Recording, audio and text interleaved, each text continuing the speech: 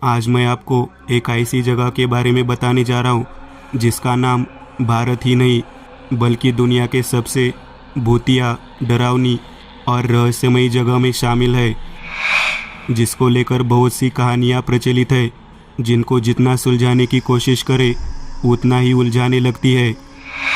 कहते हैं कि सूर्यास्त के बाद वहाँ जाना बहुत खतरनाक है, क्योंकि सूर्यास्त के बाद वहाँ किसी इंसान का नहीं बल्कि भूतों का राज चलता है। यह कितना सच और झूठ ये तो वहाँ जाकर ही पता चल सकता है। हम बात कर रहे हैं राजस्थान के जैसलमेर से करीब 14 किलोमीटर दूर स्थित कुलधरा गांव, जो कि पिछले करीब 200 वर्षों से वीरान पड़ा है। फिर ऐसा क्या हुआ होगा कि ये गांव हमेशा के लिए वीरान हो गया। आज वीरान दिखने वाला गांव कभी बहुत ही खुशहाल और आबाद हुआ करता था। कभी यहाँ भी बाकी गांव की तरह यहाँ चहल पहल हुआ करती थी। फिर एक रात कुछ ऐसा हुआ कि पूरे गांव के लोग रात को ही गांव खाली कर कहीं चले गए। और आज राजस्थान और आज स्थानीय लोगों का कहना है कि ये गांव की एक भूतिया गांव, जहाँ रात को भूतों का बसेरा होता है। इस गांव के वीरान होने की कहानी काफ़ी दिलचस्प और रहस्यमयी है। लगभग 200 साल पहले यह गांव खंडर नहीं हुआ करता था। इसके आसपास के 84 गांव पालीवाल ब्राह्मणों से आबाद हुआ करते थे। फिर एक दिन इस गांव को किसी की नज़र लग गई, जो उस रियासत का दीवान सालम सिंह, जो कि काफ़ी अय्याश किस्म का इंसान था। एक बार वहाँ से गुजरते समय उसकी गंदी नज़र गांव की एक खूबसूरत लड़की पर पड़ गई और वह उस लड़की पर मोहित हो गया था और इस लड़की के पीछे इस कदर पागल हो गया था, किसी भी हालत में उसे पाना चाहता था। उसने जब ये बात ब्राह्मणों से बोली तो उन्होंने साफ मना कर दिया था, पर उस पर तो उस लड़की को पाने का भूत सवार था। ब्राह्मणों ने मना करने पर वो बहुत क्रोधित हो गया और उस लड़की को पाने के लिए ब्राह्मणों पर अपनी ताकत से दबाव बनाने लगा, पर ब्राह्मणों ने उसकी बात को बिल्कुल नहीं माना। बहुत कोशिश के बाद भी जब गांव के लोग इस बात से राजी नहीं हुए, तब उसने सारी हद पार कर दी और सत्ता के नशे में चूर होकर उस दीवान ने उस लड़की के घर संदेश भिजवाया कि अगर पूर्णमासी की रात तक उस लड़की को दीवान को नहीं सौंपा तो रात को हमला कर उस लड़की को जबरन उठा ले जाएगा। एक तरफ ये लड़ाई दीवान की जिद और सनक की थी, तो दूसरी तरफ ये लड़ाई एक लड़की के सम्मान और ब्राह्मणों और गांव के आत्मसम्मान की थी। तब आसपास के 84 गांव के लोग एक मंदिर में इकट्ठा हुए और पंचायत ने लड़की और समाज के सम्मान के लिए लड़की को दीवान को न सौंपने का फैसला लिया। तब चौपाल पर गांव 5000 परिवारों ने इस फैसले का सम्मान किया। तब उन्होंने उस रियासत और गांव छोड़ने का निर्णय किया और शाम होते ही सारे गांव के लोग उस गांव को छोड़ कहीं दूर चले गए।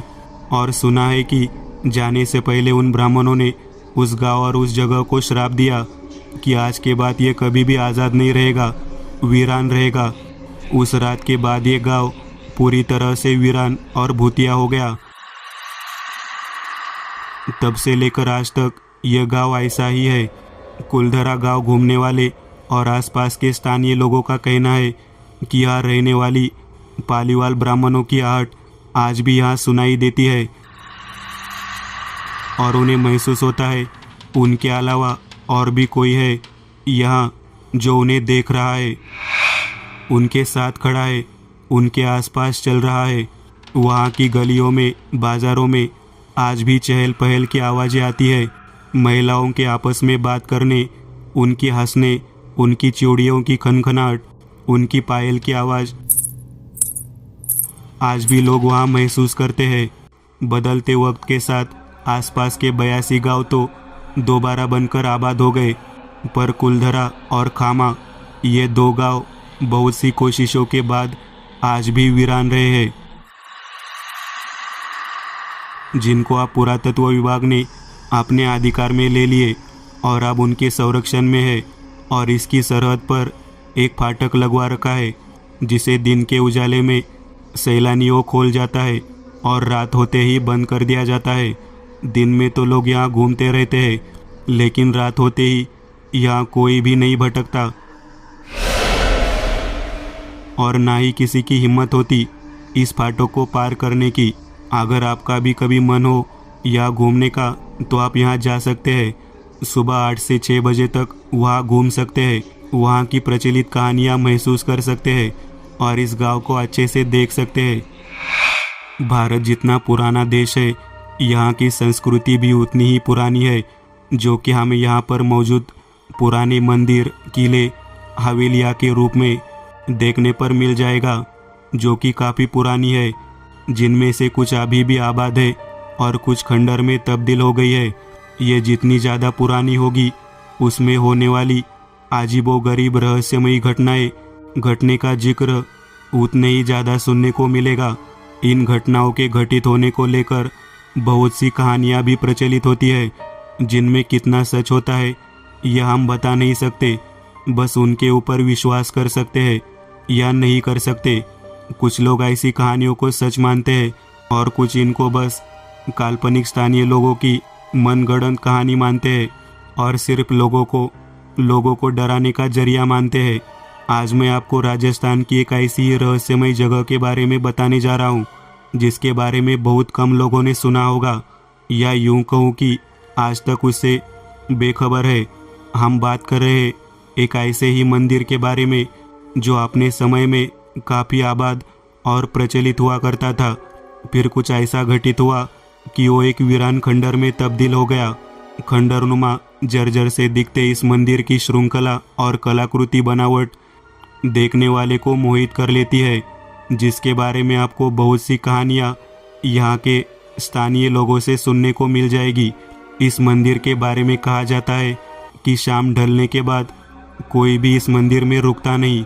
मंदिर तो दूर, इसके आसपास भी नहीं भटकता।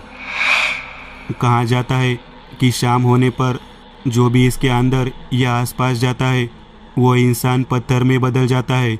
इसमें कितना झूठ है या सच्चाई है ये तो आप लोगों को वहाँ जाकर ही पता चलेगा। इस मंदिर का नाम किराड़ू मंदिर है, जो राजस्थान के बाड़मेर जिला के हातमा गांव में स्थित है, जिसको 11 शताब्दी में बनाया गया था, जो दिखने में बहुत ही खूबसूरत है। इसमें मौजूद नक्काशी सच में काबिले तारीफ है। इसमें बनी कलाकृतियाँ इतिहास की याद दिलाती है। यही वजह है कि इसको राजस्थान का खजुराहो कहा जाता है। लेकिन इस 900 साल पुराने मंदिर की तरफ बहुत कम लोगों का ध्यान गया है। कभी जहाँ श्रद्धालुओं की भीड़ जमा रहती थी, आज ये गुमनाम अंधेरे में है। इस मंदिर के अंदर एक मंदिर शिव जी का है और एक मंदिर विष्णु जी का है। इसके रहस्य के बारे में वहाँ के लोगों का कहना है कि आज से करीब 900 साल पहले वहाँ किराड़ू में परमार वंश का राजा हुआ करता था। इस मंदिर का निर्माण भी उस समय के राजा ने बहुत खूबसूरती से करवाया था। उस समय एक दिन वहाँ एक साधु अपने कुछ शिष्यों के साथ रहने के लिए आए थे। यहाँ पर कुछ दिन रहने के बाद साधु ने दूसरे गांव घूमने का निश्चय किया और अपने शिष्य को वही छोड़ दूसरे गांव घूमने के लिए निकल गया। साधु को दूसरे गांव में देखा राजा नाराज हो गया और सब शिष्यों का खाना पीना बंद करवा दिया, जिसके कारण अचानक सारे शिष्य बीमार पड़ गए और इसलिए उन्होंने गांव वालों से मदद मांगी, पर किसी भी गांव वालों से उनकी कोई मदद नहीं की। उनकी हालत देखकर गांव में मौजूद एक कुंवरिन ने उन शिष्यों की निस्वार्थ भाव से मदद की, जिससे उनका स्वास्थ्य ठीक हो जाए। साधु जब घूमकर वापस आया तो अपने शिष्यों की ऐसी कमज़ोर हालत देख उनको गुस्सा आ गया। उन्होंने गाँव वालों को कहा, तुम कैसे इंसान हो? तुम में इंसानियत नाम की कोई चीज़ नहीं है। तुम इंसान होकर दूसरे इंसान की मदद नहीं कर सकते। तुम सब पत्थर दिल हो। तुमको इंसान बनने का कोई हक नहीं है, ना ही जीने का कोई हक है। और इतना बोलकर उस साधु से पूरे गाँव वालों को पत्थर की मूर्ति बनने का श्राप से दे दिया। सिर्फ उस कुंवरिन को छोड़ जिसने उनके शिष्यों की निस्वार्थ भाव से सेवा की थी। उसे इस श्राप से दूर रखा और शाम से पहले उसे बिना पीछे मुड़े गांव को छोड़ इससे दूर जाने को बोल दिया और खुद गांव को छोड़ चले गए। लेकिन आखिरी वक्त में उस महिला ने पीछे मुड़कर देख लिया और सब गांव वालों की तरह वो भी एक पत्थर की मूर्ति में तब्दील हो गई। उसके बाद जो भी कभी वहाँ रात को रुके हैं वो मूर्ति में बदल गया, जिसके बाद से ये गांव वीरान हो गया और लोगों ने वहाँ रात को रुकना बंद कर दिया। सुना है कि नज़दीक गांव वालों के पास आज भी उस कुमारीन की मूर्ति मौजूद है और मंदिर में जो मूर्तियाँ हैं वो कभी इंसान हुआ करती थी। वहाँ पर मौजूद मूर्तियाँ भी वहाँ के गांव वालों की है। दुनिया में हर दिन ना जाने कितनी घटनाएं घटती रहती है, जिनमें से कुछ की वजह हमें पता चल जाती है और कुछ हमारे सामने रहस्य बनकर रह जाती है। आज फिर मैं आपको एक ऐसे ही दिलचस्प और इंटरेस्टिंग रहस्यमयी जगह के बारे में बताने जा रहा हूँ। भारत की ये जगह अपनी खूबसूरती के साथ दुनिया में रहस्यमयी सी होने वाली घटना के कारण भी जानी जाती है। उसके पीछे की वजह ऐसा क्यों होता है, इस बारे किसी को कुछ नहीं पता। आज के इस दौर में हर इंसान ना जाने कितनी तरह के समस्याओं और परेशानियों से घिरा हुआ, जिनमें से कुछ इंसान इन सबको झेल जाते हैं और कुछ इन्हें झेल नहीं पाते और आत्महत्या जैसा कदम उठा लेते हैं। बच्चों से लेकर बड़ी उम्र हर किसी को आत्महत्या जैसा ये कदम आसान लगता है और इसमें ही रेल की पटरी, जिसे आत्महत्या करने की जगह के बारे में जाना जाता है। हम इंसान तो ऐसा करते ही है, हमारे लिए आम है, पर आपने कभी सोचा था जानवर और पक्षी भी ऐसा कर सकते हैं और ना जाने कितने किलोमीटर की यात्रा कर स्पेशली एक जगह पर आते हैं, वो भी सिर्फ आत्महत्या करने के लिए। शौक लगा ना? मुझे भी लगा यह जानकर कि पक्षी भी ऐसा करते हैं। चलिए फिर जानते हैं एक ऐसी जगह के बारे में जहाँ ये सब सदियों से होता आ रहा है। हम बात कर रहे हैं ढेर सारी खासियत वाले राज्य आसाम की, जहाँ खूबसूरती के अलावा वहाँ की काफ़ी बातें रहस्यमयी भी है। यहाँ का एक खूबसूरत सा गांव जो पूरे साल तो शांत रहता है, पर फिर अचानक से यहाँ होने वाली अजीब सी घटना के कारण ये पूरे विश्व में सुर्खियों में आ जाता है और सभी का ध्यान अपनी ओर आकर्षित कर लेता है। और ये घटना है यहाँ आकर पक्षियों का आत्महत्या कर लेना। असम क्षेत्र प्राकृतिक सुंदरता और सांस्कृतिक विरासत से भरपूर है। यहाँ के चाय के बागान, स्वच्छ जल लिए बहती ब्रह्मपुत्री नदी, घने सुंदर जंगल इसे एक शानदार टूरिस्ट स्टेट बनाते हैं, जिसके कारण पर्यटक इसकी ओर आकर्षित होते हैं और यहाँ घूमना पसंद करते हैं। यहाँ की कुछ जगह जितनी खूबसूरत है, वही कुछ जगह उतनी ही रहस्यमयी भरी भी है। उन्हीं में से एक है असम के दिमो हासो जिला में पहाड़ियों के बीच बसा एक खूबसूरत सा गांव जातिंगा। 2500 के आसपास वाली आबादी का ये गांव चारों ओर पहाड़ियों से घिरा हुआ एक खूबसूरत सा गांव है। यह यहाँ के नारंगी बागों के लिए दुनिया में जाना जाता है और इसी कारण घूमने के लिए यहाँ बहुत से पर्यटक दुनिया के विभिन्न हिस्से से आते हैं।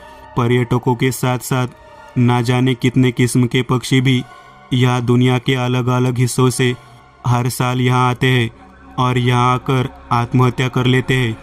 इस गांव में इतनी दूर से पक्षियों का आना और फिर यहाँ आकर आत्महत्या कर लेना थोड़ा अजीब और पेचीदा है। आखिर आत्महत्या करने के लिए कोई यहाँ क्यों आएगा, वो भी इतनी दूर? पर इनकी आत्महत्या के पीछे क्या वजह है, ये आज तक किसी को भी पता नहीं चल पाया। इसी घटना की वजह से ये गांव पक्षियों के सुसाइड पॉइंट के तौर पर दुनिया में काफ़ी मशहूर हो चुका है।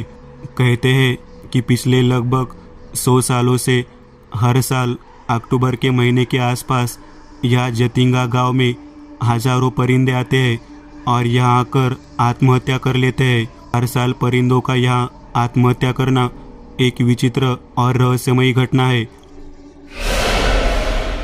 जिसकी वजह आज तक कोई नहीं समझ सका। बहुत से वैज्ञानिक इस पर रिसर्च कर चुके हैं और इसको लेकर अपना अलग अलग तर्क देते हैं। कुछ का मानना है कि बादलों से घिरे रहने और घाटी की गहराई ज़्यादा होने के कारण जब तेज़ बरसात में परिंदे उड़ने की कोशिश करते हैं तो वह बारिश में भीग जाते हैं। बारिश में भीगने के कारण उनके पंख भारी हो जाते हैं, जिस कारण वह सही से उड़ नहीं पाते और नीचे कटीले पेड़ होने की वजह से उन पर गिरकर उनकी मौत हो जाती है। वही कुछ लोगों का कहना है कि शायद यहाँ चलने वाली तेज हवाएं इनका कारण है। इन तेज हवाओं के कारण इनका संतुलन बिगड़ जाता है और यह यहाँ के पेड़ों से टकरा जाते हैं, जिनसे इनकी मौत हो जाती है। पर ऐसा एक दो या कुछ पक्षियों के साथ नहीं, बल्कि हजारों पक्षियों के साथ होता है। इसलिए ये तर्क भी थोड़ा अजीब है। वैसे भी सुना है जानवर और पक्षियों को पहले से किसी घटना का पूर्वाभास हो जाता है। सबसे अजीब बात ये ज़्यादातर शाम 7 से 10 बजे के बीच होता है। यह समय ज़्यादातर इनके वापस घोंसले में लौटने का समय होता है। कुछ लोगों का मानना है कि शायद गाड़ियों की रोशनी के कारण उन्हें कुछ दिखाई नहीं देता और जिसके कारण वह पेड़, इमारत या गाड़ियों से टकरा जाते हैं और उनकी मौत हो जाती है। इसलिए शाम के समय जतिंगा गांव में गाड़ियां चलाने की भी मनाही है, ताकि रोशनी ना हो और उन्हें किसी प्रकार की परेशानी ना हो। हालांकि इसके बावजूद भी यह सिलसिला लगातार चल रहा है। वही कुछ वैज्ञानिक इसके पीछे किस तरह की चुंबकीय शक्ति मानते हैं जो पक्षियों को यह आत्महत्या करने के लिए खींच लाती है। यह आत्महत्या करने वालों में स्थानीय और प्रवासी पक्षियों की लगभग 50 प्रजातियां हैं। इसी वजह से ये दुनिया भर में ये एक रहस्य बना हुआ है। यह सिलसिला 1910 से चला आ रहा है, लेकिन दुनिया भर में यह बात 1957 में पता चली, जबकि वैज्ञानिक टीपीजी पहली बार किसी काम से इस गांव आए थे। उस दौरान उन्होंने यह सब देखा और अपनी किताब the wild life of India में जिसका जिक्र किया था, उसके बाद दुनिया के कई वैज्ञानिक इस घटना पर रिसर्च कर चुके हैं, पर कोई भी सही वजह का पता नहीं लगा पाया। वही जतिंगा गांव के स्थानीय लोग इन आत्महत्या के पीछे किसी अदृश्य शक्ति को वजह मानते हैं, जिसके कारण यह परिंदों की मौत हो जाती है। इन्हीं कुछ कारणों से जतिंगा वैली को हॉन्टेड वैली के रूप में भी जाना जाने लगा है। हर किसी की इस पर अलग अलग राय है, पर यहाँ होने वाली आत्महत्या की सही वजह आज तक कोई नहीं बता पाया है।